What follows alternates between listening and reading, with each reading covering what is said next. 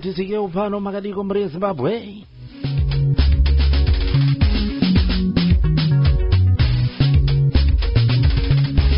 Kupinda kwatiri kuita pachirongwa huchi pasina nyuti, munogoziva kuti ka Friday kacho kanenge ka weekend ndokutanga kwayo.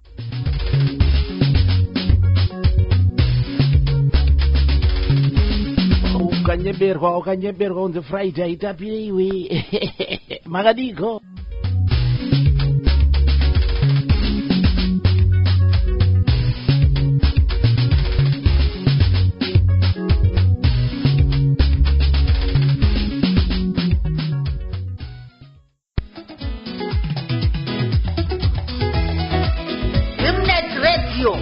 Yatipengesa zvonene kubva kwanyajena kwamushovi kumastendegwi kose vakomana veng'ombe dzotodla mumunda nemi vezimuneti redio zvimwe itai muchidire mvura.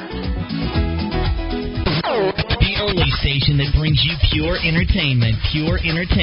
Zimnet Radio. In touch with the best online station, Zimnet Radio, bringing you nothing but the best.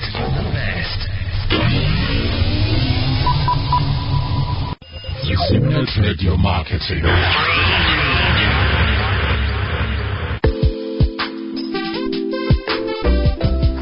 It's hot today. But what is this cap you're wearing? This is my original heritage cap cooler. See? Original heritage cooler. Then I want to say. It's easy. Just visit ogstore.com to order one cooler. ogstore.com. That's right, OGH Store. They deliver worldwide. Original Heritage, your #1 African clothing brand. For more information and to see some of our products, please visit www.oghtstore.com.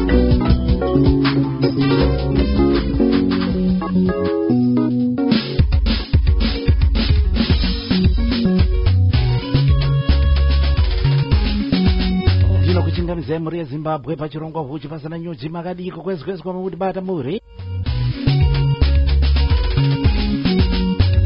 Tinongoda kupa isho mazimbawo zembiri nekuti chengeta nekuti goneza mukati menguwa yeze. Upenyu hwedu huri mumaoko mavo vakange vangoda kuti paditike chinoitika hapana anombowatadzisa. Kutenda Mwari wemazimbabwe akatichengeta kubvira pachishanu chapfuura patanga tiri pamwe chete pachirongwa. Tiri kusangana nhasi watiitira nyasha munana wekutanga, the first miracle ndeyekuti wamuka nhazi. Kana neniwo wacho ndamuka, tiri kunzwanana makadiko. Zondo rakapera ndakanga ndiri muWarren Park ndichitaura naMugoma Potiphar Mopo. Shoma kukwanza kuibata pa website, mukapinda pa website Zimnet Radio, mukapinda pa podcast, mukakilika ipapo munoona mashows ese mobva manotsvaga uchi pasina nyuti kune vakapotsa chirongwa. Munosangana nayo show ya Mugoma Potiphar Mopo nedzimwe dzatakaita mumashure umo. Vanoda zvavo kutamba neFacebook neYouTube munokwanisa kuiwana zvakare yapo. Nasi ndiri kupinda muTomlinson Depot. Munokuziva kuTomlinson Depot kumapurisa uko. The gospel artist Mukoma Kenny Mushuku and the anointed worshippers. Tinenge takatarisa album ravo, takabata album ravo rinonzi Nyasha. Rakatakura 80 tracks album racho iroro. Munokuziva kuti ndo mafambiro atinoita nguva dzese kuunza vaimbi veZimbabwe, we support Zimatizi. Kurudziro yangu ndeyekuti ukaona muyimbi akutumira mhanzi pa WhatsApp vayapa, kungoratidza we token of appreciation, chingomudonhedzera wakambichana neeko cash kuti varamba vachitiburitsira dzimwe mhanzi dzinotapira. Makadiko kweze vari kurwara simba muzita raJesu, vari kushaya nezano ubva muchinjiko pano upenyu. Mira semutsambangwena unorigwa asi uchimuka. Agona kuregera zvepasi pano zvichikupunzira pasi.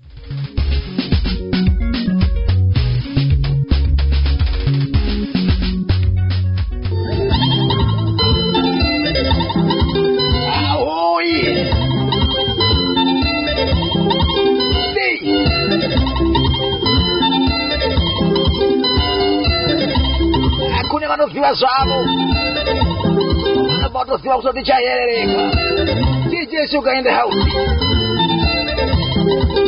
Pata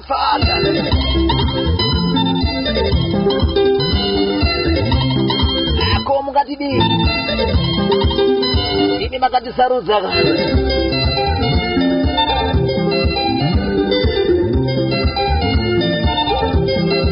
atipindewo pano azepapiko pamwe patingapinde akunze kwepano pazimune radio station sounding good all the time. Itepenyuna tiri kuno ku DZ Studios South East London. Tekupi kumwe kunowanikwa huchi pasina nyuchi. Hapana, ikoko chete ku South East London pa DZ Studios. Kuri ku UK Zimnet radio station sounding good all the time. Your number one leading station.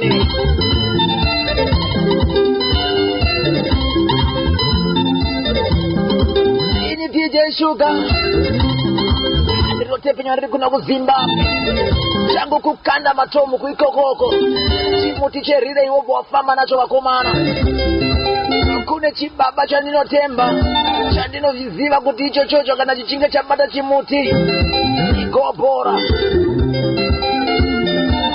Ndiani mumwe Shingi Mafaro icho chacho chibaba chandinotemba chino striker agobhora chiri pakusimudzira vaimbi vemuZimbabwe ma-upcoming artist. Tepenyura manyu releases ziri kupisa dzacho.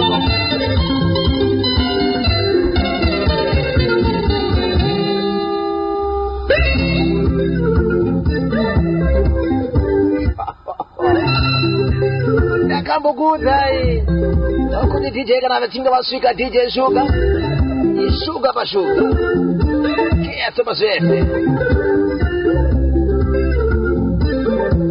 Combination yacho yoyiri ukaona taibata na Shingi Mafaro kunoyedza chakaherereka.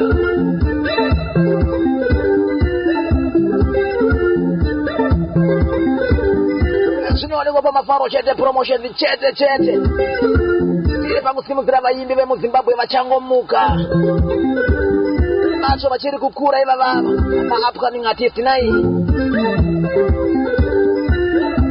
Tikati gare tobva tavadana kuno kuma-interviews tichinzwa kuti vari kuenda kupi uyezve vakabvepi.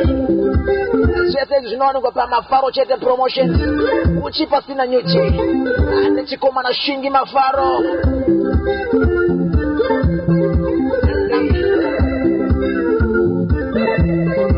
Ndianiko mumwe akasimudzire vaimbi vemuZimbabwe kunze kwaShingi Mafaro? Wani DJ akazvipira kukuisai kunze kuisa vaimbi vemuZimbabwe international. Tepenyura ari ku UK. Ndiani mumwe? Hapana.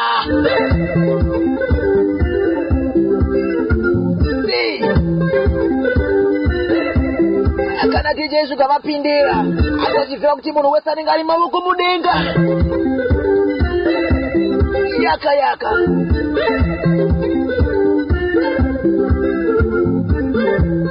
mungazoti diko? Hapana, ndikoko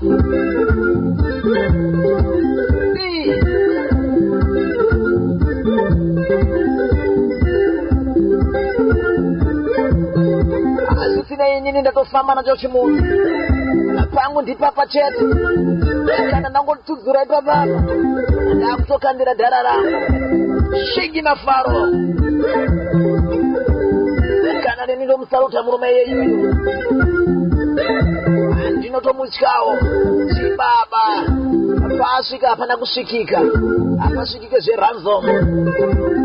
Kana neni ndotopatyawo rega ndingoti fambe ndobva ndamukandira zvangu chimuti chibaba kufamba nebhora ari pakusimudzira zvekare vaimbi ndo basa rake icho chibaba chacho. chedu chete vana DJ Sugar. Kutaura zvatiri kuona. Atitaure kwatisina kuswera. This man is very excellent. Kupiko kwa ungaende usina umbopfura nomoko mashingi mafaro. Nyepa, Paiza. Icho chibaba chacho.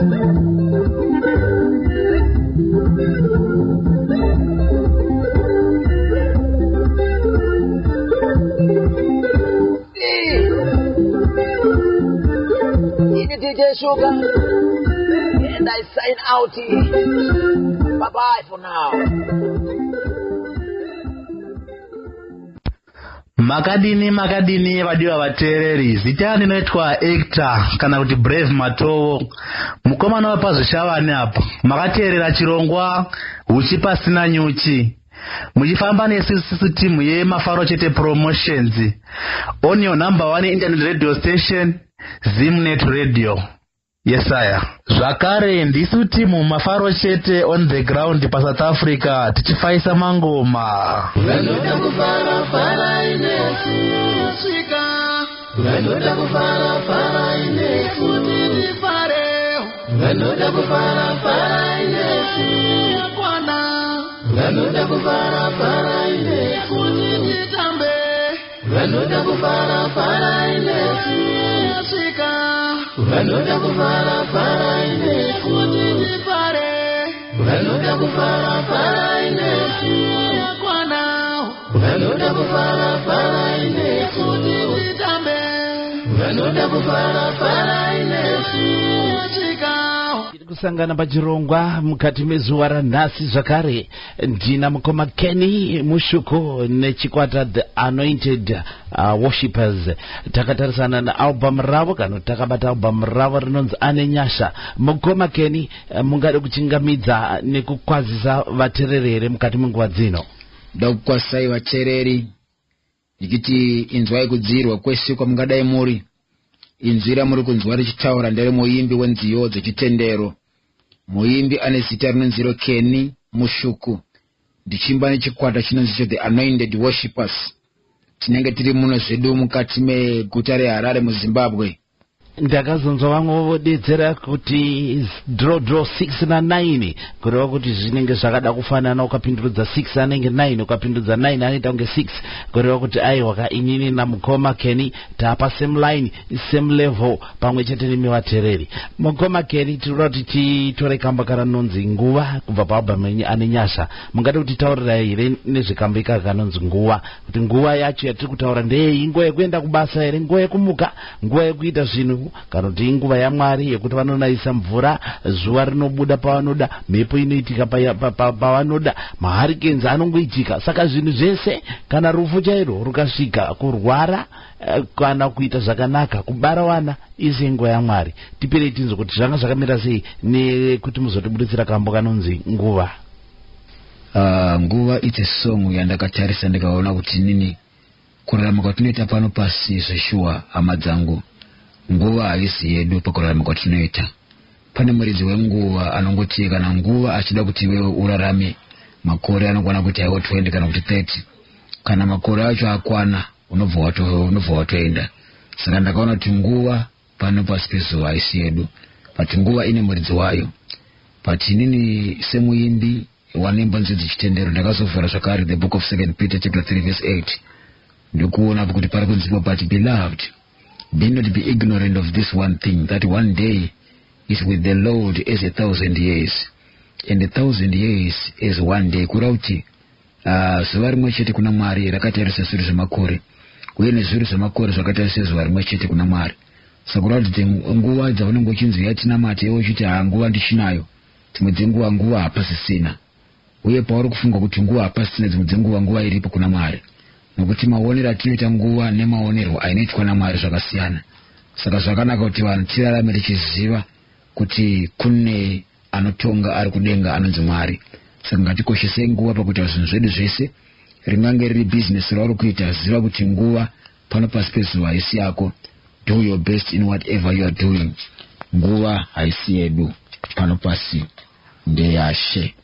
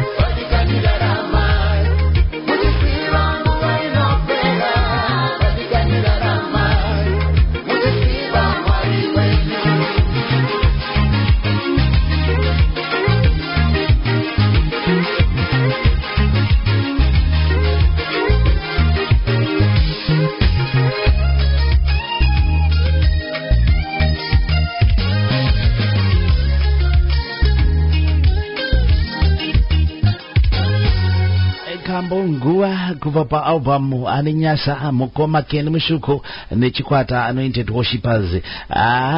Pano umwe muimba akazoimba akati mukubuda kwezuva pano umwe anotadza kuriona kudoka kwaro, umwe anoriona kudoka kwaro asi anogona kutadza kuzoriona kubuda kwaro mangwana. Pane zvinhu zvakawanda zvinoitika mukati mezuva, saka ngatizoziva kuti zvese zvinoitika mukati meupenyu inguva yaMwari. Maita Mukoma Keni ine kambo kakanakisisa chose. Soko riri kutouya kwatiri vadikani, ukaona uchishaikirwa zvimwe zvinhu zviri kutadza kufamba zvakanaka, uchiita kunge waomerwa, pamwe zvinhu zvako zvobva zvafamba zvekuti unotoshaya kuti kochi chawambonyasoita kuti zvinhu zvako zvikunakire. Ziva kuti zvese zviri kuitika izvi nekuti nguva ndeyaMwari. Rega tifambire pamberi, tinoda kuti titore kamba kanonzi Faithful God kubva paalbum yenyu Ananyasa. zita racho unongoziva kutoti Mwari ane nyasa kubudikidza nemwanakomana wawo Jesu Kristu akatifira pamuchinjikwa, zvitadzo zvedu zikacheneswa tikapuwa a fresh page kuti titange. Inyasha izvodzo takaitirwa nyasa. Imikaimi mukomakeni ndokupuwawo here kwamakaita kambo ikakaka. Track number 7 names Your Faithful God. It's one of my worship songs. This song ndakangoinyora ndichimboimagina David pano ti mnamapsalm 77 pano ti I cried unto the Lord and the Lord heard my voice, the Lord listened to me. Pane nguva yekuti ukasvika pa situation yakaoma unodaidza Mwari wokupindura. So ndangoti nini, God you are faithful. Ndichirangara dzimwe nyaya dzakamboitikawo mandiri ndikanamata kuna Mwari vakandipindura. So it's a song inokureminder zvavakamboitirwa naMwari zvakanaka, yekuti ukafunga zvavakaitirwa naMwari inosvika pakukudzamisa nokuti unenge wakurangarira kuti paya pandakadana kuna Mwari vakandinzwa. So it's a song inokurangaridza ukuru hwaMwari. It's a song inokurangaridza kuti Mwari variko uye vanopindura.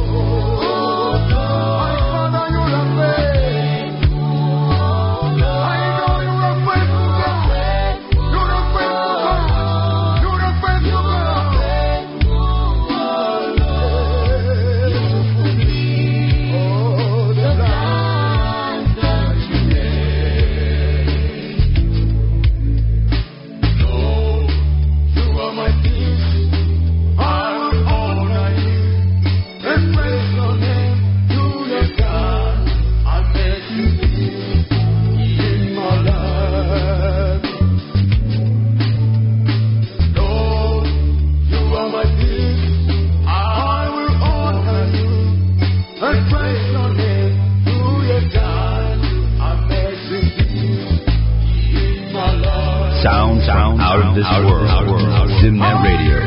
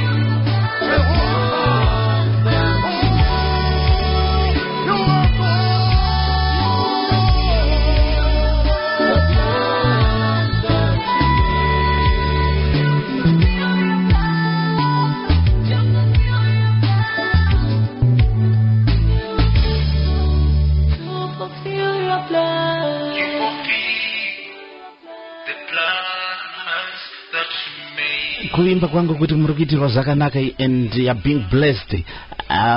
Album rine dzimbo dzakanaka. Uchifarira dzimbo dzechitendero unoda kuti unge une album rine 8 tracks. Mukoma Kenny vachatiudza kuti album riri kuwanika kupi. Kana uchikwanisa kuti ubatane navo tichati vatipe ma contact details avo. Tosumudza ndo kusumudza vaimbi vedu kuti varambe vachiti buritsira mhanzi dzinotikomborera nekuti isoko ratiri kudzidzisa kuti Mwari varipo uye vanopindura zvingane mukati muupenyu hwako. Zvimwe zvinhu zvawakanga ushaya kuti kunda zvozvigona sei, hapana akubatsira, asi kungoona kuti zvinhu zvako zvatokufambira semarongero ako.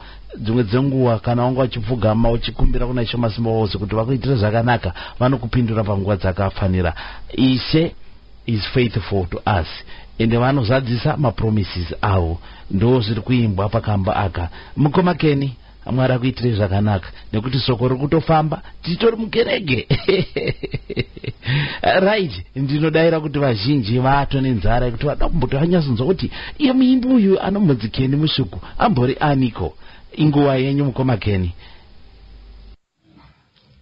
Rega nditore mukana uno ndikwasise zvakare DJ wangu vangasaririrewo pachirongwa ichi variwo zvakare vandichingamidza kuti ndinge ndiri pano. Tira kukwasisa Mukoma Mafaro ndichiti mazita inokundipinza pachirongwa chakadai kunaka. Vazhinji mungange muchida kuziva kuti Mukoma Kenny ndiani uye nhoroondo yangu yeupenyu hwangu yakamira sei. Ndiri murume ane makore 34 ekuberekwa. Ndichinge zvakare ndiri murume wemudzimai mumwe chete nevana vaviri, mukomana nemusikana. Kumusha tinobva kumasingo kwachivi kumandamahwe chaiko. Mungange muchiti zvakare muda kuziva kuti takatanga kuzokuimba izvi zvarini. Ndakatanga kuimba ndichiri kuprimary, ndinorangarira ndichiimba besi ndiri muschool choir. Ndobva ndazobva ipapo tikapfuurira mberi nokuimba zvakare tiri muschool choir paChib Mission. Sakura kuti ndakadzidza paJenya Primary School ndokuzopfuurira mberi nesecondary level yangu paChib Mission. Ndaimba ndiri muschool choir pese ipapa. Chandakadza nechekuti pandakazenge ndakusecondary level ndanga ndiri leader weScripture Union, ndichibata neScripture Union panyaya dzekuimba, ndichitisa vanhu nziyo dzechoral. Ndini ndaitungamira zvekuimba, ndokwakandibatsira kuti ndizive chinhu chinonzi music. Ndokwandakatanga kunyora zvakare nziyo ndiri kuchikoro pasecondary level. Ndakazobatirwa zvakare nekuwa praise and worship yechurch yeAFM in Zimbabwe, that is kuStone Assembly kuShavane ndokuzoya muHarare. Kuna kwakandibatsira kuti ndizive kuti chinhu chinonzi kuimba nemainstruments zvinofamba sei, kugona kubatanidza manzwi nezvinorira nemidimhwa kuti zvisangane pamwe chete. Ndakazvidzidza izvozvo kupraise and worship team. Ndida kutenda Mwari nemukana wakadaro. Ndakazoti ndichiimba ndiri mupraise and worship imomo, ndine vakandikurudzirawo vaiona chipo changu vakati Mukoma Kenny, izvi zvinhu hazvifaniri kungoperera kupraise team chete, asi zvinofanira kuti zvinzwike nevanhu vese kumatimana ese enyika. Saka ndotenda Mwari nechipo chekugona kunyora nziyo. Ndakatanga kutora nziyo dzandainyora dziya ndichiri kuchikoro nedzimwe dzandainyorawo panguva iyoyo. Ndokupinda mustudio ndokutanga kurekoda. Zvakadaro. Jeni yacho mainzwa kwayakatangira kuchivi kumanda mabwoko ekumasvingo vachizopinda vakadaro manzwa vachirondedzera zvese kusvikira pavasvika apa. Tibatisei tinzwe the anointed worshippers ndiani nani varimo muchikwata ichi? Chikwata chandinoredza nacho chine maartists anokwana kuita iwo 8, 4 vanoridza, 3 mabacking vocals, 1 lead anova iye Baba Mushuku Kenny. Anointed worshippers ndo mamirira yakaita 8 members. Na ndiri kufunga kuti Mukoma Kenny wachabva wati dedemu nekuti batisa kuti ningari pakati ubva waro mazita acho but zvakanaka zvakadaro izvozvo. Right, chitibatisaiwo pa inspiration apa. Ndine vazhinji vaimbi vandati ndataura nawo, vamwe vakainspire nevabereki vavo, vamwe vakainspire nevamwe vaimbi vakuru vane mazita. Imimi ndiani wakakuinspire kuti musvike pamawe mukati menguva ino? Mukushumira kwangu ndichikura ndainyanya kuimba nziyo dza Pastor Charamba. Ndingati ndiye munhu akandinspire kuti ndizova muimbi wanhasi. Uye the late Brian Swallow ndaimba zvakare nziyo dzake zvokuti mukadonzwa some of my tracks mamwe acho munotonzwa inzwi riripo rakafanana naBrian Swallow. Zvinokudzwa izvi zvine kuratidza kuti munhu ukaitawo zvakanaka une vazhinji vanokuteera mumashure waunoita inspire. Big up baba Charamba namai Charamba, muri kungozinzira mega kana muchazosangana nechirongwa ichi. Yes, one of the artists wamakainspire kuti apindewo mukati mekuimba dzimba dzechitendero. Tinokudza Mwari naizvozvo. Mukoma Kenny, rega timbotsvaga mvura mbichana pauro panenge pauda kuti uome apa. Zita ndi Blessing Shumba, the psalmist makateerera ku the number 1 internet radio station Zimnet Radio. Ivaine kuteerera kwakanaka. You're locked on to the hottest station. Zimnet Radio. You can never go wrong with Zimnet Radio. Zimnet Radio Marketing. Do you want to earn a passive income of between 4 and 6% every week? And do you enjoy working from home? We have a fantastic opportunity for you. To sign up, call us today on UK number 0044 78415 00703. Tofambira pamberi nechirongwa tamboti gadzirise pauro panyevenuke nekuti azvidi kuti uzotaura wakutozoyunzwa pauro nge pakutomara pa voice rakutadza kubuda. Mukoma Kenny, tinoda kuti tinzwe kambo mazita. Vanhu vakapuwa mazita akasiyana. Pane vamwe vakapuwa mazita ekuti ana success and they are successful mukati maupenyu. Pane umwe akanzi Murambiwa.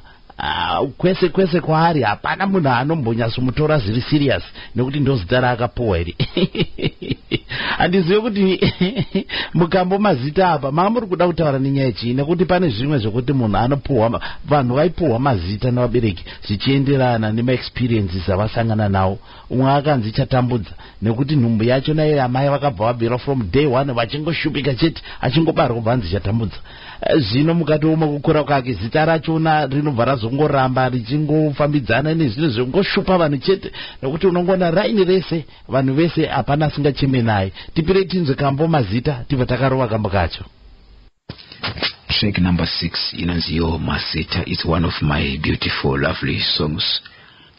Iyi song iri kushandura vanhu mafungiro kazhinji. Unotoona kuti vazhinji vanotochinja mazita evana kana kutoti munhu achitobatsirwa paanoinzwa song iyoyi anogona kutotsvakira mwana zita rakanaka. Muchitarisa mukaona kuti mubhaibheri vanhu vaiti vachitumidzwa mazita vaipiwa mazita ari meaningful. Mwari vachiona maringe nezvavaida kuti munhu azoita muupenyu aipiwa zita riri meaningful kuti Jesus, kureva kuti the savior, kureva kuti waifanira kuzoseva vanhu vese pasi rino. So mazita atiri kupa vana zvimwe zvachona zviri spiritual. Uchaona kuti vazhinji takapiwa mazita mamwe ana sekuru zvokuti vanhu vakatokutarisa vanobva vafunga sekuru wako votofunga kuti wowe unofanira kunge uchiita maitiro aita sekuru wako. Kana sekuru wako vanga vane vakadzi 5 newewe vanhu vanototarisira kuti unofanira kunge une vakadzi 5. Kana vaitoitawo zvekuromba newewe vanototarisira kuti unofanira kunge uchiita kutoromba. Why? Nekuda kwe the power which is in the name. So nawe mazita ndaimba ndichiti nawe mazita ine nyaya. Kana chitumidza vana mazita avo ngatitarisei kuti zita rine zvariri kurevera. Unozitarisa uona kuti munhu ari kunzi nhamo, wotarisa uona kuti life yake iye akazara nhamo chete. Uona kuti munhu ari kunzitambudzai, wotarisa uona kuti life yake ari kunzitambudzai. Munhu iye akasawana nyasha, akasaziva Jesu, zita rine spirit yaro rinomutevera kusvika pakumukanganisa upenyu hwake. Saka ndikuti ni varume nawe mazita ine nyaya. Kune mamwe mazita akaropafadzwa chaiye kutumidza vana. Kana muchitumidza vana mazita, tumidzai vana mazita ane chirevo chakanaka. Tumidzai vana mazita ekuropafadza vana kuti kana vachinge vakura vanokura vari a blessing in the nation, so that vasaremerwa nemazita. So ndikuti nini nawe mazita ine nyaya.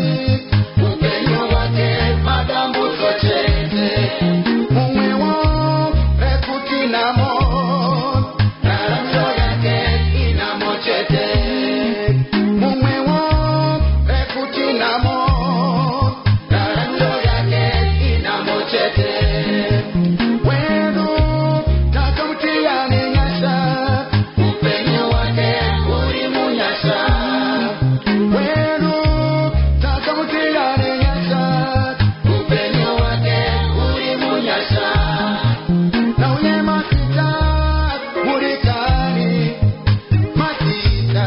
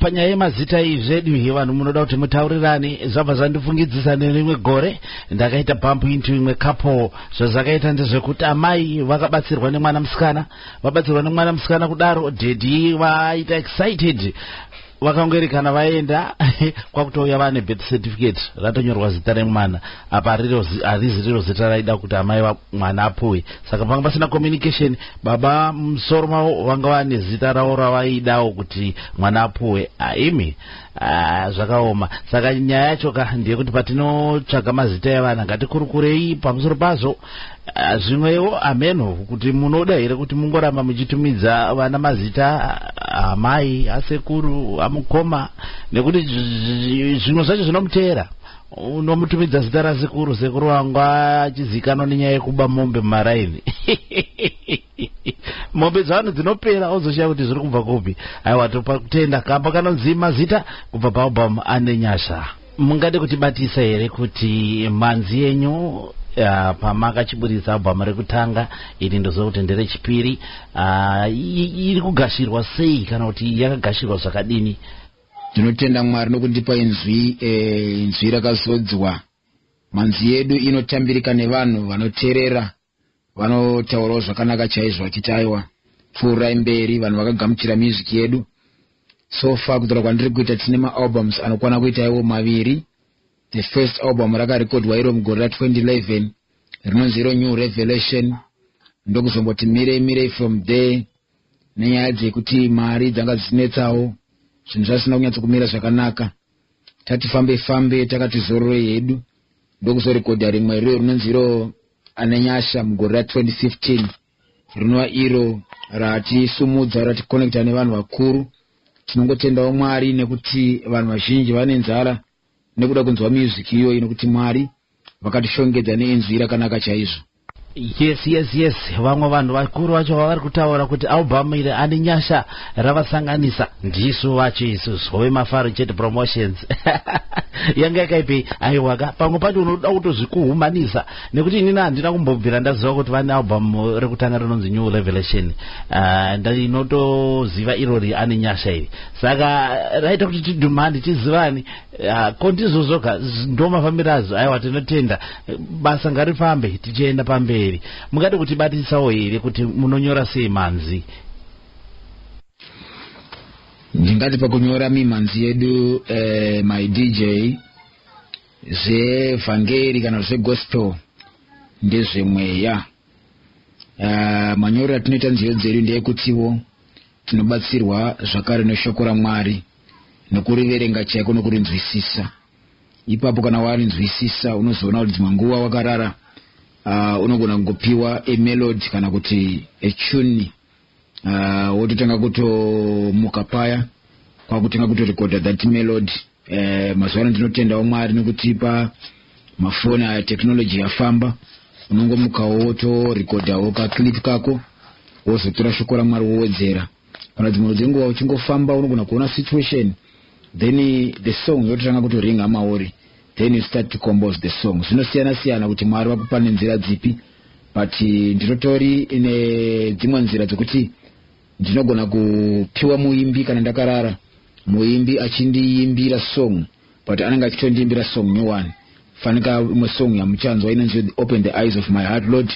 I remember this song ndakaipiwa naSipo Makavani. Ndakangoti munhu waMwari ndanga ndiri kuhope ndichirota ndikati munhu waMwari I need the anointing that is in you. Then he said no, you already have the anointing, you just have to sing like this. Akatenga kundiimbira this song inonzi Open the Eyes of My Heart Lord. Akaimba neumwe mutoo and that tune ndo yandakangotora ndobva ndatoimba nayo. Saka ini ndingangoti semuimbi wenziyo dzechitendero mweya mutsvene chaiye ndiye anondibatsira kunyora nziyo idzi. Aiwa zvinokudzwa tinopowa zvakasiyana shuwa vamwe vanoti vakaona vanhu vachimarana kumeso anogona kutobuda nekambo kana kuti akapinda mumba maanenge opinda opuwa tea sina sugar, vamwe vachipiwa dzine sugar, anogona kutobuda nekambo ipapo. Vaimbi vedu vanopuwa zvakasiyana siyana, tine matarenda akasiyana siyana. Tibatizeyo semuimbi achiri kukura munyaya dzemhanzi yechitendero. Mune vamwe vaimbi here vamuri kupota muchibatana navo, pamwe vari kubereka kumusana kuti zita rifambe, kana kuti pamwe mune vama kutoberekawo here, nekuti zvinhu zvinosiyana siyana. Mukuridza kwedu kwatinoita manzi, tine vaimbi vatinobata navo. Tina ava vacharamba vanovayo maimendo vanondidzidzisawo nezve music izvi. Ndoita zvakare sawira wangu baba Blessing Shumba vanogara vachindibatsirawo yenze. Ndoitawo zvakare inini baba Chivaviro, the man who is always closer, vanogara vachitaurawo mashoko akanaka pamusoro pekuti kurudzira kuti tingafamba sei mukati menzira iyoyi. Saka tingofambe tiri tega, but tiri kuzama zvachose kuti tinge tine network, vanhu vatikureyo vachitibatsira vachitiradzawo pokutsika kuti zviite zvakanaka. Aiwa, zvakanaka zvakadaro izvi, nekuti unotoda kuti waunofamba navo kuti zita rifambe riende pamberi. Right, toda kuti titore kambo kanonzi Eyes of My Heart, maziso emwoyo, tosandurudza kubva kuchirungu toisa kuchisvuna. Moyo unenge waona vakomana. Mukoma Kenny, itaurai nezvekambo Eyes of My Heart. The first track inonzi Eyes of My Heart. This song inonzi Eyes of My Heart ndoya ndambotaura ndichitiyo ndakaipiwa ndiri kuhope ndichitaura nemunhu waMwari anonzi Sipo Makavani. Sipo Makavani ndakamuti ndini munhu waMwari, ndinokumbira the anointing that is in you, can you pray for me? And the man of God said, no, I don't have to pray for you, but Maori, you have the anointing already, you just have to sing like this. Ndova changa kundimbira song inonzi Eyes of My Heart. So it's a song yandaka so tora shoko la Mwari ndokuverenga from the book of John chapter 3 verse 14.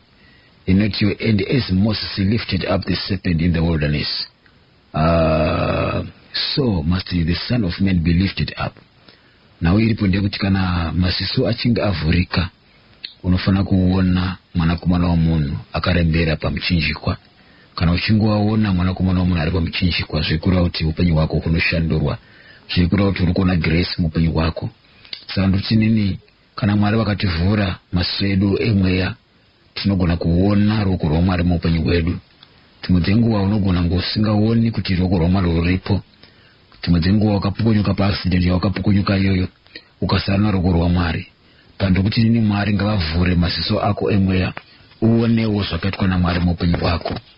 Muzita raJesu, amen.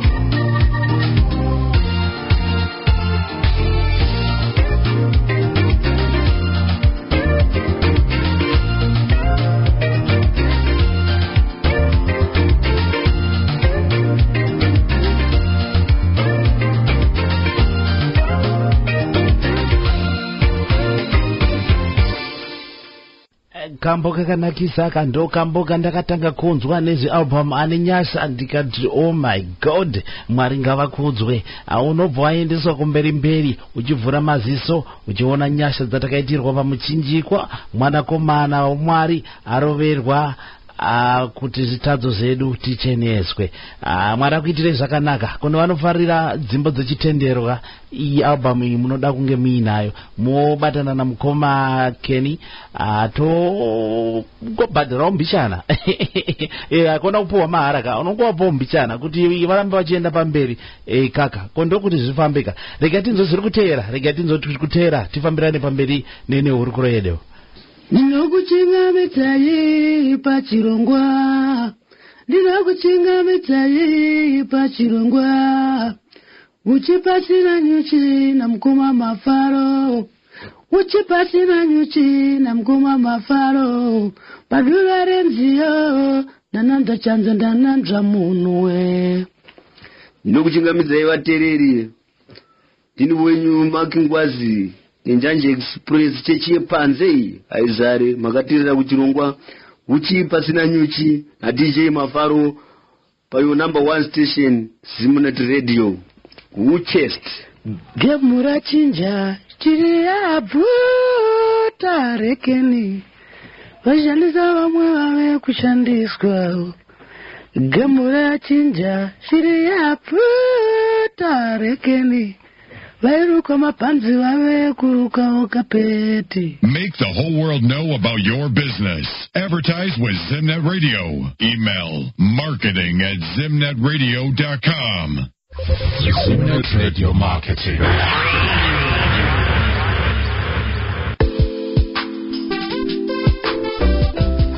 It's hot today. But what is this cape you're wearing? This is my original heritage cap cooler. See? Original heritage cooler.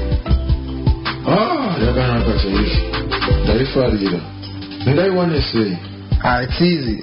Just visit OGHstore.com to order one cooler. OGHstore.com. That's right, OGH Store. They deliver worldwide. Original Heritage, your #1 African clothing brand. For more information and to see some of our products, please visit www.oghtstore.com.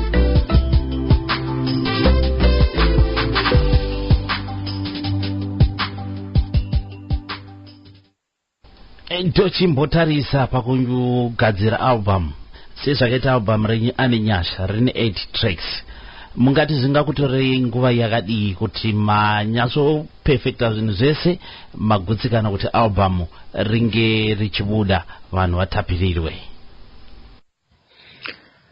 Nawe time frame pakunyora music munhu waMwari inotinetsei kugeja. Why? Nekuti music is an art. Nhasi unofuma une zvinyuwani, mangwana unofuma une zvinyuwani, zvichingodaro unogona kuona kuti pasong imwe chete zvinyuwani zvinoramba zvichingouya. Ndosaka muchiona kuti vanhu vazhinji vamwe vacho vanogona kutora kana 2 years kana 1 year chaiyo munhu asati abudisa. Chikonzero chekuti munhu anoda kuti abate chimwe chinhu chekuti vanhu vagamuchire, uye mukufamba kwaunenge uchiita unenge uchiona zvinhu zvimwe zvekuti unogona kutowedzera pamusic yako. Saka panawo ye time frame especially pakunyora nziyo panoneza kuti tinge tine time, nekuti haugona kutora cheya kuti ugare pasi kuti ndakunyora nziyo pali zvimwe zvachona zvinhu zvinongouya. So music is an art. Nyaya time frame inotinetsei kuti tigeje. Asi kana wapedza kunyora nziyo you find out kuti unozongodawo time yekuti uchiarrange music yako, then kana waarrange music yako uchigona kubatanidza neband rako, that is magitare nemanzi kuti zibatane. That is from there kana maapedza kunge maakarongeka zvakanaka mukaenda kustudio munogona kurova 1 song pa 1 hour zvikaita. That is kana makarongeka. Kana musina kurongekawo munogona kuita 2 to 3 hours zvinhu zvichizama kuti zvibatanidzwe kuti zvinyatso kunge zvakamira zvakanaka. Zvakanaka zvakadaro vanhu vanoshanda zvakasiyana siyana. Pane vamwe vaitiudzawo mhinduro dzavo dzakasiyana siyana zvichienderanawo nokuti vanozvikwanisa sei. Asi muri kungonzwa kuti aiwa mukoma Kenny he takes his time. Havaite zvekumhanya nekuti pavanezenge wasvika hapasvikike zveransom. Shuga pashuga gesto pazvese. Rega timbotarisa kuti ndezvipi zvamunofunga kuti zvingade kuti zviitwe nevanhu besides kutenga mimhanzi chete kuti vasumudze vaimbi veZimbabwe. Pane zvamunofunga here kuti dai vanhu vakadai pamwe zvinganakire vaimbi? Zvandinofungawo zvingada kuitwa kusimudzira vaimbi vemuZimbabwe ndezvekuti vacho maZimbabweans dai tagona kuva nemweya wokusapota vamwe vedu tichiziva kuti munhu kana aitawo chimbo chake anoda kuraramawo kupfurikidza nechimbo chake. Zvakafanana nemutambo webhora anotorarama kupfurikidza nechipo chake chekukava bhora uye anotobhadharwawo izvozvo. Saka zvakakosha kuti kana tichinge taona vaimbi vamwe vachona tigone kuremekedzawo zvavanenge vakabura kureva kuti piracy dene yagona kuti ite shoma kana kuti itoshayikwa zvaitibatsira. With the use of social media ndila kutenda DJ Mafaro nemuono waminawo uye nevision yaminayo yamuri kuita mukusapota vaimbi vemuZimbabwe ndo imwe one of the best solution yatingagona kuti vanhu vaite kuti vasapote vaimbi vemuZimbabwe. Ndinotenda kudeta tine vanhu vane mweya wakaita sewa DJ Mafaro kwese kwatingadai tiri tine mweya wekuti tisapote vaimbi vedu vemuZimbabwe zvinhu zvaifamba. This use of social media kugona kuita kuti music yedu ifambe kunyika dzese nekuishambadzira zvinotibatsirawo ise maZimbabwe sevaimbi vemuZimbabwe. Saka tikagona kunge tine mapromoters ane mweya wokusapota zvinotibatsira. Tikagona kunge tine vanhu vanodana, ndinombona kumachechi chaiko vamwe vanodaidza kana vaimbi asi vanotadza kuva appreciator. Unogona kuona munhu achidamwa kuti chimbouya imboimba anogona kupuwa kana chigubhu chemvura chacho kana chechi yapera. Vanhu zvokusaziva kuti muimbi achada kukwira kombi achada kunodyawo kumba kwake zvinogona kusazikanwa. Saka zvangodawo kuti tinge tine vanhu vane mweya wokungosapota. Isusu pachedu semaZimbabweans ngatitange kusapotana pachezvedu tive nemweya wokusapotana. Ndinotenda tikadaro music yedu inogona kufamba zvakanaka. Zvimwe zvandinofungawo zvingada kuti zvisapote vaimbi vemuZimbabwe ndezvekuti vamwe vedu maZimbabweans kwamuri ikoko kwamungadaro muri kunzvimbo dzakasiyana siyana kunyika dzakasiyana siyana ndinotenda kuti Mwari ndiye akakuisa ikoko. Zvakanaka kuti mukaitawo kana mafunctions amunoitawo mupote muchidaidzawo vaimbi vekuno muchivasponzawo kuti upenyu hwavo hunge hwakanaka uye nekuvasimudzirawo nokuti pamunovadaidza ukoko nemiwowo dzimwe nguva kana muimbi achiimba zvakanaka mazita enyu anokudzwawo naiyewo rake rinenge richikudzwawo. Saka kwamuriko kwamungadai muri kwakasiyana siyana let's learn to support our own musicians, our own Zimbabwean artists. God bless you all.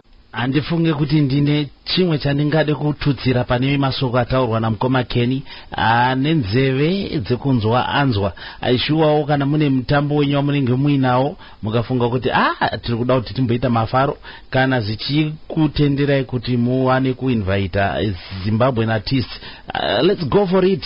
Tisimudzane pachedu nokuti that is the drive yatinayo paMafaro chete promotions panapa. Isusu wacho wana weZimbabwe ngatisumudzane pachedu nekuti tikaregedza kusumudzana isusu hapana anomboya achitisumudza.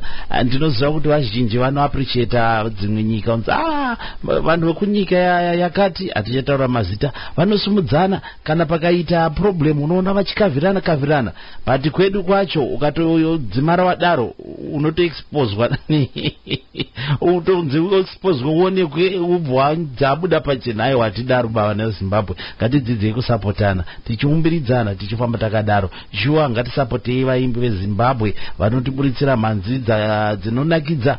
Uyezve chimwe chandingakumbirawo ndechekuti pamasocial networks apo vazhinji vaimbi vari kushare mhanzi dzavo mawhatsapp. Shuwa kana uchinge watumirwa mhanzi nemuimbi pawhatsapp ipapo, ziva kuti kamuimbi akabhadhara mari kustudio zvese akaita kuti mhanzi ibude. Kana zvichibvirawo zvazvo homwe yako right, just to appreciate effort, just tumirawo something kusay aiwa thank you, murambe muchienda nebasa pamberi, pane kuti wareceive mhanzi wakuridza every day haunawo anything chaunoita give back. Sure kune vari kuteerera vakateerera, kana une muimbi akakukandirawo mhanzi, just show send him a token of appreciation. Thank you, be it like $5, be it like $10, be it like $20, zichingoenderana kuti ukunzwa mwoyo wako uchiita sei. Anyway, rega tirambe tichifamba nechirongwa apo nepapapo tichingosanganisa mhanzi. Nyaya iripo ndeyekuti album rine 8 tracks, saka toda kuona kuti tinofita mhanzi dzese here, matracks achese from the album ane nyasha.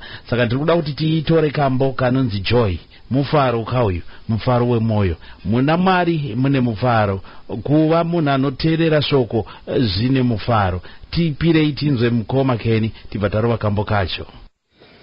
Song number 5 inonzi Joy. This song ndakangorangarira munhu achitendeuka zuva raanotendeuka, the first day randakakoshesa iro ndichitini ndo rinonzi iro zuva rekuzvarwa kwake pamweya, ndo zuva randakanyanya kukoshesa kudarika even zuva chairo rekuzvarwa physically. Ndichitinini, it was a wonderful day, the day which I took Jesus into my heart. It was just a precious moment. Now I have joy in my heart, I have peace in my mind. It is song inongotaura nezve munhu arugamuchira Jesu. Kana anga achimbora nekusuwa maari, anotanga kuva peace in his mind, anotanga kuva joy in his mind. So ndikuti it was a wonderful day when I took Jesus Christ into my heart and I told him to stay forevermore.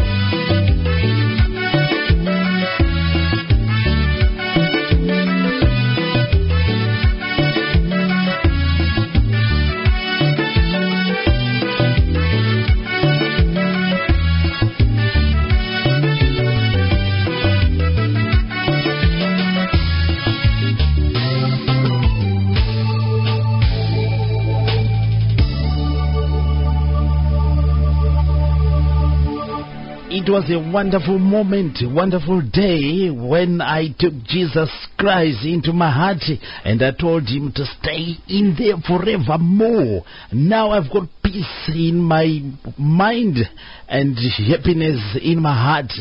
Mufaro mkuru unowanikwa kubva kuna Shoma Simbawose. Kambo kakanakisa, kambo kanonzi Joy kubva pa album Aninyasa, Mukoma Kenny Mushuku and the anointed worshippers ndo vatinavo nhasi.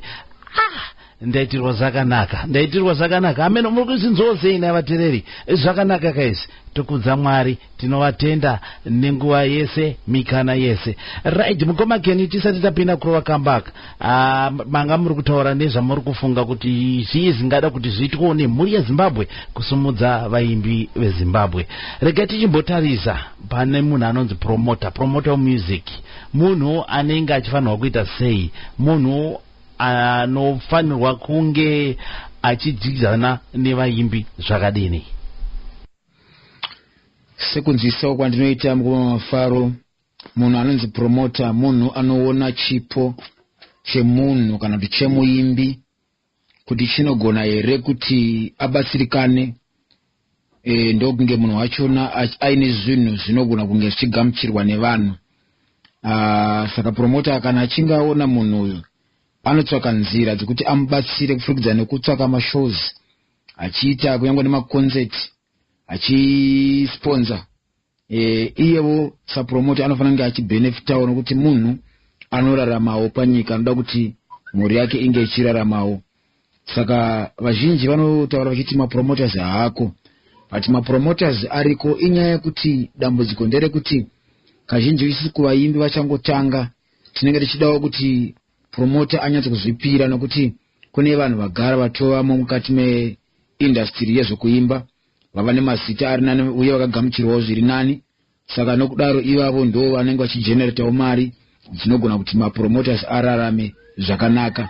Saka zvaakudawo mapromoters vaya vane mweya waMwari, vane mweya wokubatsira, vane mweya wokuda kuti vhangeri rifambe kana iri gospel, vane mweya wokuda kusapota. Ndo vandiri kutsvaka kuti vanhu vakadaro vakagona kutibatsirawo zvinogona kutifambira zvakanaka, zvinhu zvikatibatsira. Inini sekuona kwangu chinhu chese chine mavambo. Mwana paanobarwa kana isu kubarwa takaita hatina kuzongotanga kutauraka. Aiwa, unototanga uchiita baby language uchidaro, zviri zvekufamba unotanga uchikambaira, ozosumuka uchidonha, ozofamba, ozopedzisira kumhanya. Saka kune vaimbi vane mazita ava vakatotangawo pane pavakatotanga vasingazikanwi, asi vakazowanawo vamwe vanoita sei vanovasumudza. Saka ndiri kuda kuti kana kune vaimbiwo vane mazita, rega ndibva ndatenda ipapo kuti ndiri kuona maposta enyu mazhinji amwe akanyanya mazuva ano kuti munenge muri kuti rove muri pamwe chete naBaba naMai Charamba. Zviti zvinhu zvatinokurudzira izvozvo kuti ana baba naMai Charamba vava vanhu vane mazita vakuzikanwa. Saka vakanga vachiita incorporate yo mumashows mavo, imimi muri kuzikanwa zita richifamba. Ndo zvatinoda kukurudzira vaimbi vekuZimbabwe vane mazita kuti bring in vari kuuya, nekuti nhaka musiyiranwa, zvinhu zvinenge zvichifambawo. Vakazinge vakwirawo pamusoro, ndinodaira kuti havakukoshiwei nerimwe gore zoti dai pasina mukuru wangu uyu akandisumudza, dzimwe dzenguva dai ndisingambozikanwa. Saka ngativei nemweya wokushanda pamwe chete. Ndo zvatiri kunamatira, ndo zvatiri kuda, nyaya yekungonzwirana ngoni kuti mwoyo wangu zvaari apapa, inini regai ndione kuti ndingamubatsirewo sei. Tinongosiya maoko aMwari nekuti idecision yemunhu, hapana anomanikidzwa ake kushanda nemunhu, asi zvinoda kubva pakati kati pemwoyo kuziva kuti ndikabatsirawo mumwe akati ndatenda munamato mukuru kuna Mwari. Mukoma Kenny, tiri kuda kuti tinzwe masales emumhanzi kuti muri kuzvifambisa sei, muri kuzvitengesera mega here, uyezve mungade kubva matiudza here kuti mhanzi yenyu kana kune vari kuida iri kuwanika kupi? Pakutengesa music tiri kutengesa tega Mukoma Mafaro, asi vakare tiri kubatsirwa nenzi The Diamond studio. Pazvamunongoziva nezvekuti kuti muimbi music yako ifambe mazuva ano ndiwo unonge kuchopusha wega. Saka vanoda music yedu munogona kutibata paFacebook, then you join our WhatsApp platform, motibata ipapo. Asi namba dzangu dzandina dziri paWhatsApp platform, regai ndingoisa panapa kuitira kuti vanodawo music yedu mukandibata panamba idzodzi ndinogona kuisira even through WhatsApp. That is 0773 342 346. I shall repeat again, 0773 342 346. Ndinotenda mapabata ipapo. Mangozidzira mika kuri kuwanika manzi ku Diamond Studios muHarare blaze uyezve ndakanzwa kuti Diamond vacho vane mota dzinenge dzichitenderera around vachipusha kutaya kupusha kuitira vaya vanenge vasingakwanisi kusvika panzvimbo yavari pashop, asi vanenge vachingotenderera around the capital city nemaareas ari pedyo vachizama kuti vapushe masales. Chimwe chamungada kuziva manje ndechekuti mukoma Kenny kana vachinga vakuisiraiwo manzi panhingirikiniri pa WhatsApp mavabata zvezve munokwanisa kungovatumirawo mari yacho vaya naEco Cash ava. So easy. Ndose kutaura kwatamboita kuyo kuti muimbika kuti varambe vachitibuditsira dzimwe dzimbo vanoda kuramba vachidzokera futi mustudio, saka kunodiwa mastudio fees, mapractice and all the stuff nevamwe vanoridza nawo. Saka ukangowaisirwawo manzi pa WhatsApp apa ikona ungonakidzwa wega, just return the favor. Ungowaisirawo mbichana ma-CDs kumba ari kuita $, saka uri diaspora mwana zvinozoitawo here kumana kuti ungotumira uri $. Unongoisa kuzva unenge wangoona kuti zvinoita kuti muimbi waunofarira nemanzi dzawo zviite se zvifambise zviendese basa pamberi. Mungade kuti batisa here kuti mashows muri kuitawo here semuimbi ati kukura kudai kana kuti pamwe muri kutongotiwo pamunenge mangodedzwawo kuma functions kumachechi ndokwamunoenda muchinoimba? Panhau yemashows DJ vangu yafanika isusu kwatiri hatisati tanyatsotonga kuita mashows, but kwatiri kuendawo kuma church conferences nekuma weddings kwatinongoinvite kwawo, nokuti kone tichiri pa initial stage yekuti tigadzire zita. Unoziva nhau yemashows inhau yekuti wakuzikanwa here, kana usati wazikanwa hazvigone kuti ongoisa musoro wako paposta wototenda kuti vanhu vachauya ivo vasati vakuziva. Saka tichiri kugadzira zita, kana tagadzira zita then chatangawo kuita mashows. But however tinobatanawo nevamwe vaimbiwo vakuzikanwa tichimboita curtain raising ipapo tichibatsira kuitira kutiwo the anointed worshippers inge ichizikanwa. Sekuya kwandati pa platform pano ndinotendawo kuti vaviri vatatu vakutondiziva munyika dzese dzakasiyana-siyana. Matenda nenyika nekuti platform iyi haiwa tinombotenderera tichimbozama sekutaura kwandaita kuti album ramukoma Kenny rine 8 tracks inonzi ane nyasha. Saka tiri kuda kuedza kuti tiite fit all the tracks nekuti ndo nguva yacho, ndo chirongwa chacho kuti album yese zvairi izvozvo munotoinzwa, hapana pamwe paichazombonzwikwa album yacho yese yakakwana. Saka mukoma Kenny tiri kuda kuti tibate kambo kanonzi chimwe chete. Chinhu 1 ndechipi chinhu 1 chakaitika zvanga zvimbori pamusoro pei ngoti chimwe chete? Track number 4 inonziyo chimwe chete. Apa ndaiti nini Jehovha Mwari changamire muponesi. Chinhu chimwe chete chavakakonewa kunyepa. Zvese zvakataurwa naMwari pamusoro poupenyu hwako, Mwari havana pamwe chete zvavo pavakanyepa. Unoona ukaverenga kuna bhuku yaNumbers chapter 23 verse 19 inoti your God is not a man that he should lie, neither the son of man that he should repent.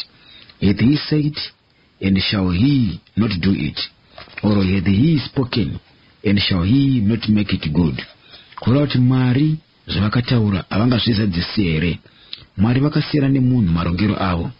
Vanhu vanosiyana mafungiro avo naMwari. Nokuti munhu akakuvimbisa chinhu haaite mangwana, but Mwari vanozviita. Ndobva ndazvoti Mwari vakasiyana nemunhu marongero avo. Pa-appointment chaipo ukaronga nemusikana kuti ngatizosangana, anogona kurasisa. Kana mukomana anogona kurasisa, but Mwari havana pavanokurasisa. Is there anything too hard for the Lord? Hakuna chinhu chinokonekwa naMwari, nokuti Mwari havakasiyana nemunhu maitiro avo. So chinhu chimwe chete chakakonekwa naMwari kunyepa. Abraham akavimbiswa mwana akapiwa Isaka. Hana akavimbiswa mwana akapiwa Sameri. Vanhu vese vakavimbiswa zvinhu naMwari. Hakuna munhu asina kuitirwa. Saka ndikuti nini chinhu chimwe chete chakakoneka mwana Mwari kunyepa muupenyu hwako. Pane zvakatarwa naMwari kuti zvizoitika muupenyu hwako. Unofanira kuziva kuti zvichaitika chete. It's just a matter of time. But you have to wait patiently kuti Mwari vakuitire zvinhu. Chinhu chimwe chete chakakoneka mwana Mwari kunyepa.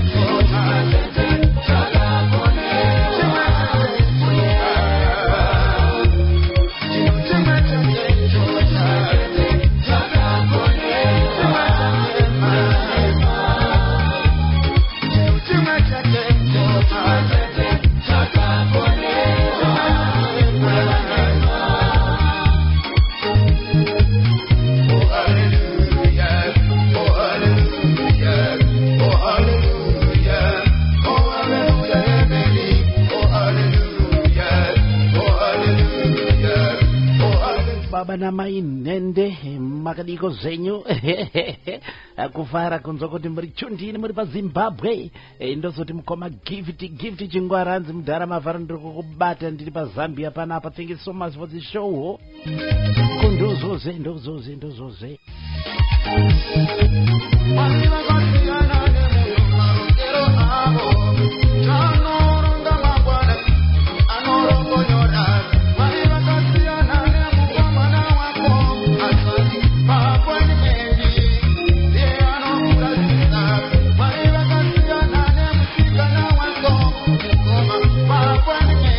vese vari mugroup reThe Anointed Worshippers, vese WhatsApp group.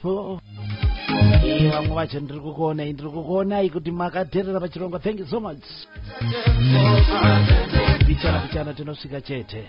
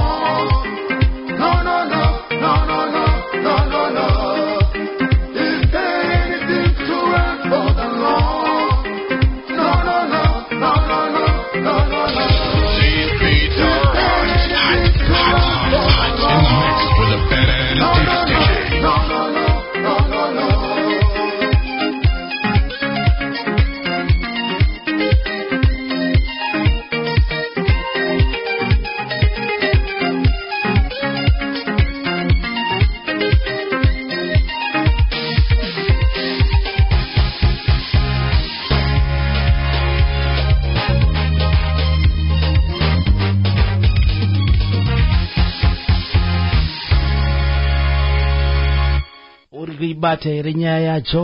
Mwari havakurasisi, havana kunyeba. Chinhu chese chavakavimbisa pamusoro pako vanochizadzisa.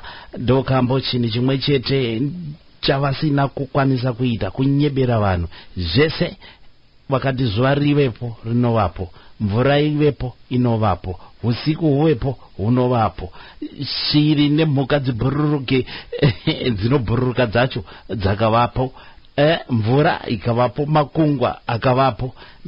Zvese vakazadzikisa, havana kumbonyeba. Imari dzedzi album rachoka ingori mari dzafuta maridzo.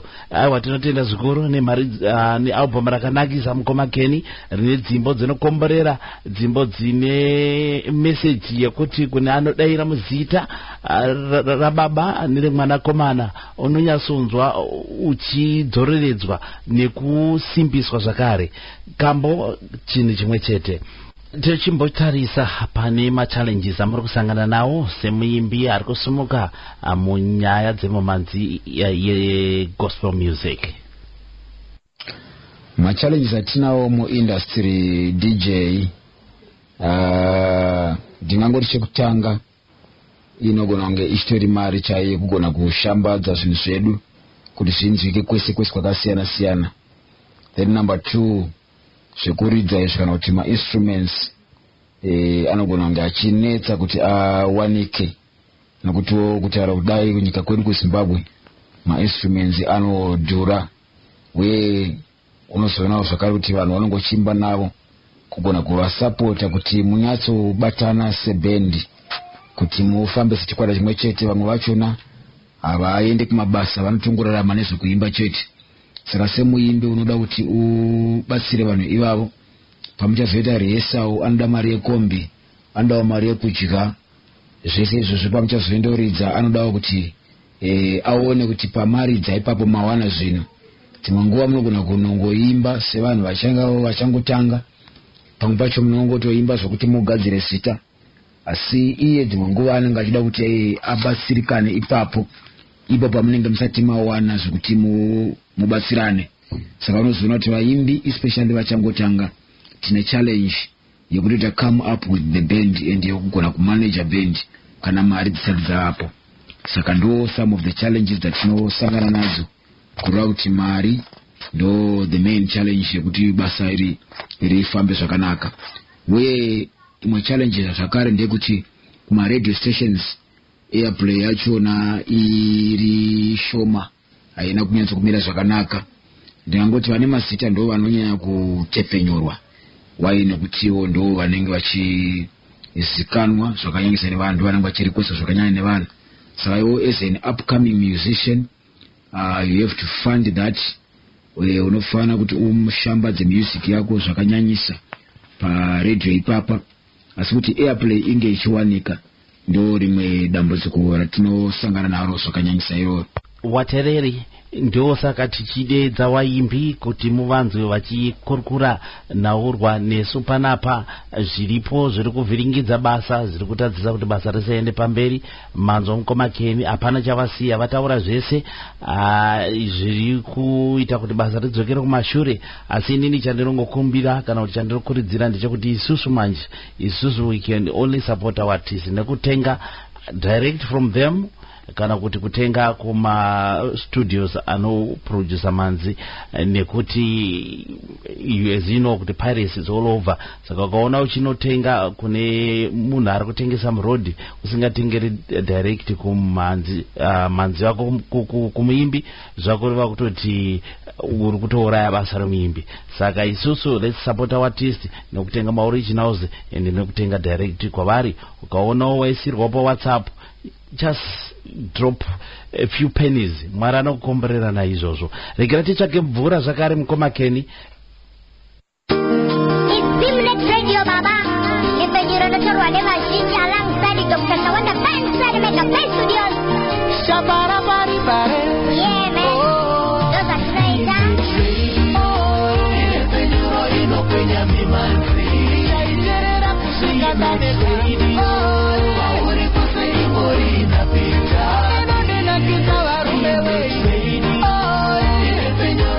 Kwenye mimanzi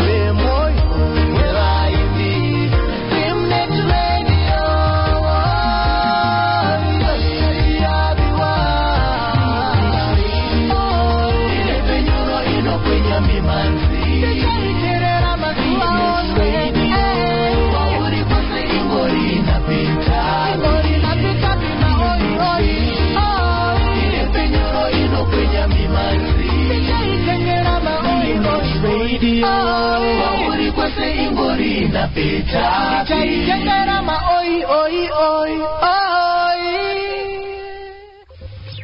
Zimnet Radio Marketing.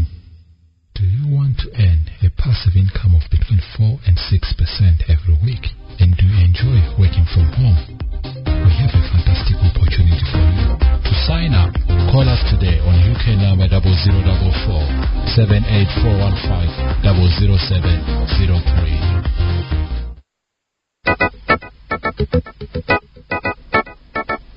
You have a business and you really don't know how to get it out there?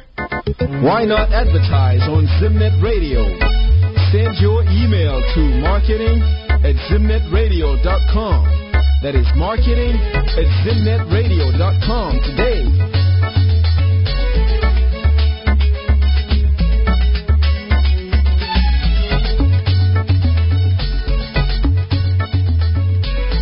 todzoka zei kune vari kubatawo sei ndiri kuchinganidzai pachirongwa huchi pasina nyuchi muchamarari mafaro south east of London kondozozve. Nhasi ndina mukoma Kenny Mushuku, muimbi wedu wedzimbo dzechitendero.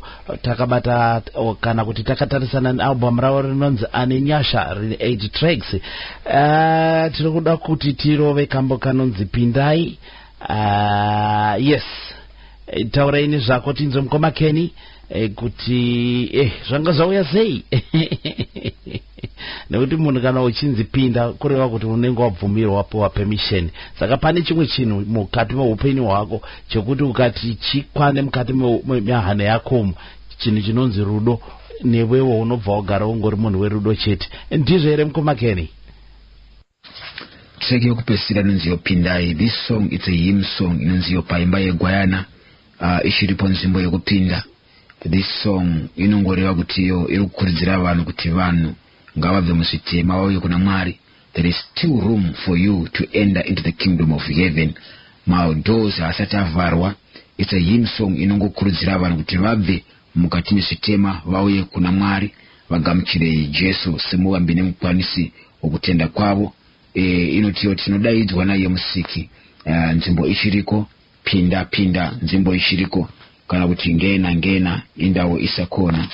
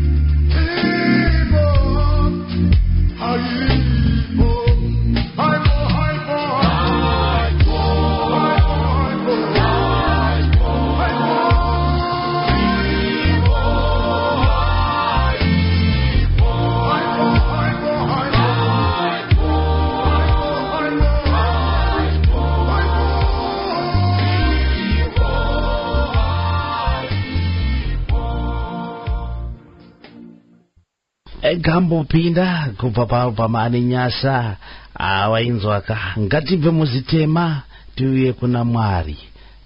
Mukana uchiripo, hapana pakavharwa. Huya upinde muna Ishe Masimba Ose. Ini ndiri kuitirwa sakanaka amene kuti mimi muri kuzipiwawo sei. Tiri pauchi pasina nyuchi shuga gesto pazese album makariti ane nyasha. Mwari Masimba Ose ane nyasha. Tichimbotitaurirai pamusoro pezita realbum. Vatereri vangadai vachida kuziva kuti sei ndakatumidza album iri kuti ane nyasha. Nawo iripo ndeyekuti ndakaona chiri chinhu chakanaka chekuti ndi-appreciate Mwari chipo chavakaisa mandiri. Ndikangoona kuti dzingori nyasha, hakuna chimwe chinhu chaigona kundigonera kuti ndiite zvakadai. Nekuti ndakatarisa ndikaona pane mastages evanhu vakasiyana-siyana. Unoona kuti kune mumwe munhu asingagoni kana kutaura zvokubudisa inzwi chaizvo. Wozoona kuti kune mumwe munhu anogona kutaura zvokubudisa inzwi but achikakama. Wozoona zvakare kuti kune mumwe munhu zvakare asingagoni kana kuti ushamisa muromo wake achiimba pamberi pevanhu. Asi ini Mwari vakandigonera zvese izvozvo, ndokundipa chipo chokugona kutaura, ndokundipa chipo chokusakakama, ndokundipa chipo chokuti ndigone kuimba zvakare ndiri pamberi pevanhu ndichikudza Musiki. Saka ndakangoona kuti hakuna chimwe chinhu asi nyasha chete dzaJesu Kristu pamuchinjikwa. Zvakare ane nyasha izita takasvika pakutumidza mwana wedu mukomana mushure mekunge taona ruoko rwaMwari pakuzvarwa kwake. Saka pese patinonzwa zita rekuti ane nyasha, hana yedu inorova nekungoona ukuru hwaMwari chete kuti Mwari ndiMwari vakatinakira. Uye manyorero atakaitawo nziyo idzi dzingori nyasha hama dzangu. Zvaisagonekana nemunhu but takaona kuti ndezvedenga, nokuti kunyora kwacho hazvigoni kuitwa nemunhu pano pasi. Hapana paungasvika kuti ndakunyora nziyo wogara pasi kuti ndaplana.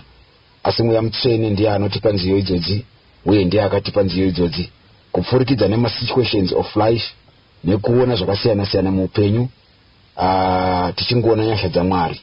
Saka regai tingoti Mwari ane nyasha. Zvakabvira kunaka izvi. Inini ndaitirawo sakanaka mufunge. Mwari ane nyasha kutisanganisa. Ainde zuva ranhasi it just been a special day. Ndinodaira kuti kune vatereri makomborerwa maitirawo zvakanaka sezvandaitirwa inini. Mukoma Keni hanzi nhambe tambo inoregedzwa ichateze ichanaka. Ndofunga zvinenge zvaita. Chandakukumbira panapa ndechekuti we still have one more track inonzi Rudo yandichakumbira kuti mutaure pamusoro pezvayo, nekuti ndo yandichakuperekedza inayo.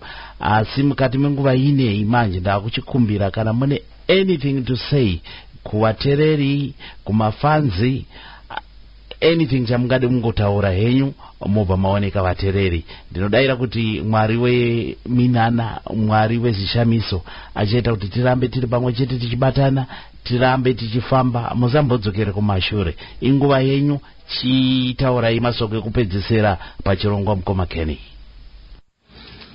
Track yedu yechitatu inonzi Rudo. Ndaizama kurangarira kuona kuti pamazuva akudhara vanhu vakanga vakabatana, vanhu vaiva nemweya umwe chete vachiita zvinhu zvimwe chete. Asi mazuva ano nokuda kwokuti nguva iri kufamba, teknoloji iri kuchinja zvinhu, mumwe nomwe akumira nezvake. Saka ndaiti ndingakuregedza kuva neruvengo pakati pedu, ngatidananei. Kumakare kwedu vanhu vaidanana vachiwirirana, asi mazuva ano uchitarisa uchiona kuti vanhu kuti vaungane kazhinji unotenza kuti panenge paita nhamo kana kuti panenge paita muchato. Saka ndiri kupa emphasis yekuti nini, dai vanhu tava nerudo pakati pedu. Because the book of John chapter 3 verses 16, not here for God so loved the world that he gave his only begotten Son, that whosoever believe in him should not perish but have everlasting life. Sakura kuti akatanga nerudo ndiMwari kupfurikidza nekutipa mwanakomana wake mumwe chete kuti wese anotenda aregedze kufa but ave neupenyu husingaperi. saka ndikuti nini Mwari rudo vadikani uye kunamata rudo. Hazvigoni kuti tisinonamata tisina rudo. So ngakuregedze kuva neruvengo pakati pedu asi ngatidananei. Ndingati kumafans edu kwese kwamungadai muri, tinokutendai nekutisapota, tinokutendai nekuramba muchingwaridzawo music yedu uye kuvapo kwedu kwatinako. Ndinotenda kuti ndimi munoita kuti zvinhu zvakena zviite, saka rambai muchitisapota. Ndingangoti tine Facebook page yedu yatinayo inonzi The Anointed Worshippers. Mukatibata ipapo tinogona kutaura zvakawanda. Zvakare music yedu iripo pa SoundCloud. Zvakare tine WhatsApp platform yedu yatinayo, group yedu yatinaro pa WhatsApp. Mukatibata pa Facebook tinogona kutaura kuti zvinofambisa sei kuti mugona kujoinawo mugroup redu iroro. Aramba muchitisapota kwese kwamungadai muri uye mushambadze music yedu kuti zvinhu zvedu zviendeke. Chiregai ndikuonekei ndichiti mazvita enyu nokundipa nzeve kuti nditaurewo kwamuri. Munoita zvakakosha kungoti munhuwo angotora time yake angoteererawo zvinotaurwa nomumwe munhu wausingazivi. Ndinozviremekedza uye mweya wekuzvinenipisa uri pamusoro penyu. Ndinongoti kune vese vatsigiri vedu, may God bless you. Nevamwe vanoda kuzovawo vatsigiri vedu, may God bless you. Regai nditore zvakare mukana uno nokutenda DJ Mafaro ndichingoti you are a good man, you are a blessed man, you are a blessing to all the nations. May God bless you and your family. Nebasa renyu Mwari vakuropafadzei uye muramba muchititsigira. Ndinoti zvamaita izvi DJ musazviitira kwandiri ndega, asi ramba muchiitira kune vamwe vese vangadai vari maZimbabweans. Mwari vanokuropafadzai. We pray kuti Mwari pamasimba ose varambe vachikuitirai zvakanaka.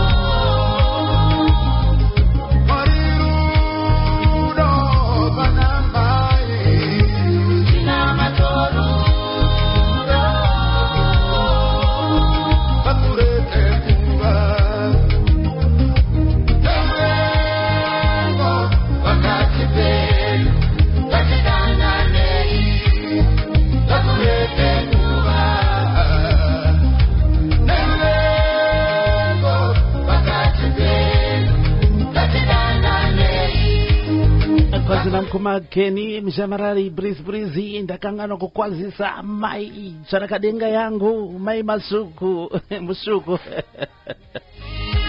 Komana nemuzikana ndinokukwazisa Hysteric Madam and I love you more than you know. zvakanaka.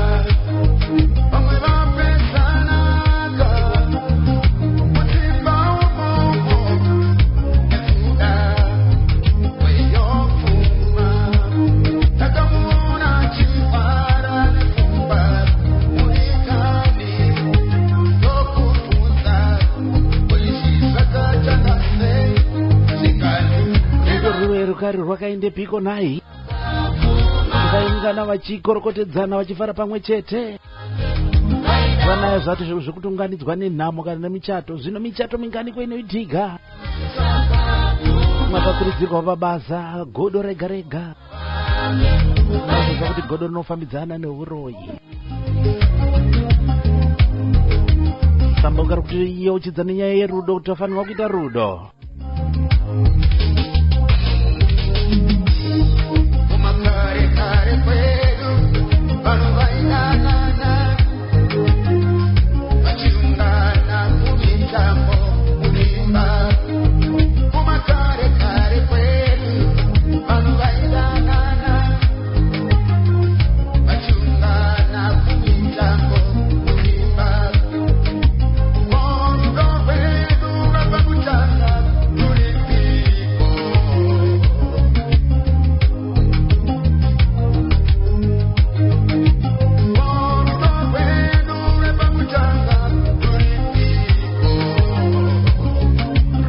Rwepakatanga rwekutangisisa ana mumba chaimo kaona rudo rwekutanga rwuye rusisimo mumba kauza kuti zvashata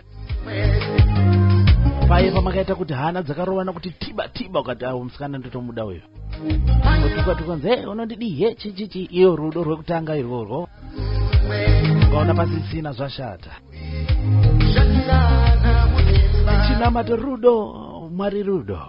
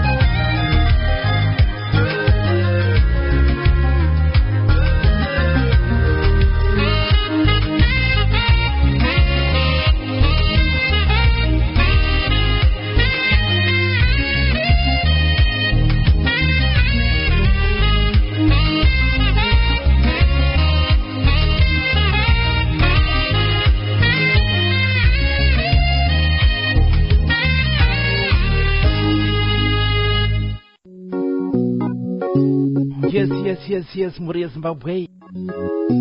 Tatisa ku Tomlinson Depot kwatanga tina mukoma Keni Mushuku. Imika ndodaira kuti maitiro zvakanaka. Chest pasina new chest. Mavharo vakanditi. Ndodaira maitiro zvakanaka.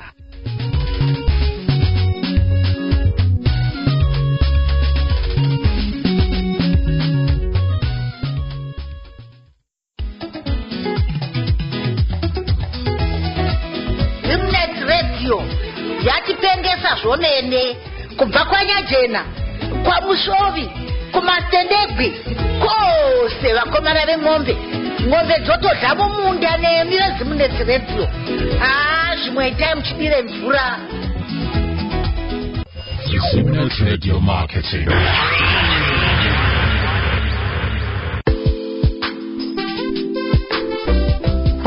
It's hot today. But what is this cap you're wearing? This is my original heritage cap cooler. Gee? Original heritage cooler. Yakanaka saizvi. Ndaifarira. Ndaiwane sei? It's easy. Just visit ogstore.com to order one cooler. ogstore.com. That's right, OGH Store. They deliver worldwide. Original Heritage, your #1 African clothing brand. For more information and to see some of our products, please visit www.oghtstore.com.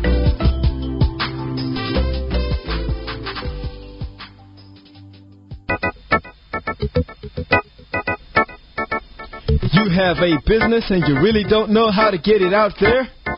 Why not advertise on Zimnet Radio? Send your email to marketing@zimnetradio.com. That is marketing@zimnetradio.com today.